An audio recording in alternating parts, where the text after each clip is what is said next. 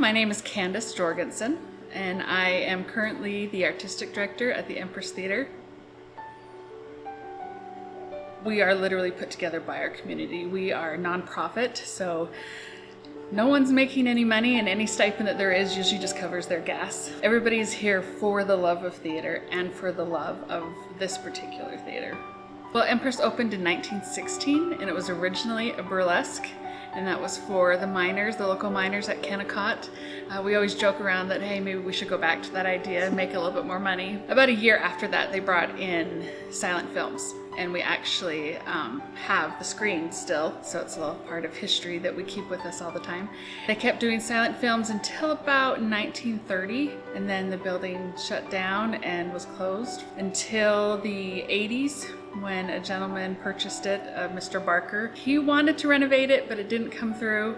So it wasn't until a few years after that that Leo Ware put about $30,000 renovations into the building, and he did a lot of the work himself. Actually, when I say he did the work himself, I mean he literally took a shovel and he dug out what is now the green room and all of our dressing rooms. But in about 2002, he was in a car accident and wasn't able to continue the work on his own. So a bunch of residents of Magna came together and created the Ochre Hills Performing Arts Alliance, and they finished it for him. And they are still our board, running the theater and taking care of it. In about 2006, they finally completed it and did our first production, which was Forever Plaid. And sadly, a few months after opening that, Leo Ware passed away. We are so grateful that he was able to see his dream come together and that we can continue his dream going along with all the help of our OPA board plus the local community that comes out all the time and helps out. There's certain areas of the theater that we can't touch. Like I had mentioned, our screen that's back there, we leave that alone because that's historical. There's a lot of the bricks that are here at historical. When we have work done, like we had the front of our building, the facade, refixed, there was a lot of things we had to go through to make sure that we brought it back to the way that it originally looked, and certain materials that we had to use.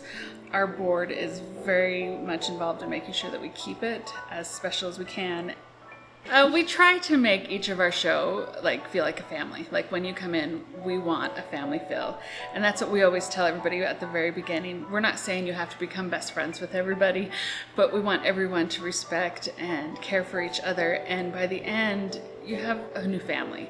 And that's our big thing. We want the theater to be a safe place that people can go to, that can be a second family, that can just help you be able to make it through your day-to-day life and thinking, oh, I get to go see these people tonight. I get to go to rehearsal. That's going to make my day so much better. I can get through it.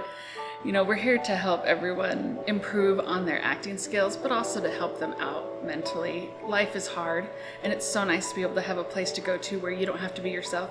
You get to pretend to be someone else in a different world, in different experiences, and be able to either sing your heart out or recite an exciting Shakespearean monologue or something like that, but it takes you out of the real world, and it surrounds you with people of the same mindset and the same ideas and the same love of theater, and that's what we're trying to create here, and that's kind of the community that we have here, more of a family.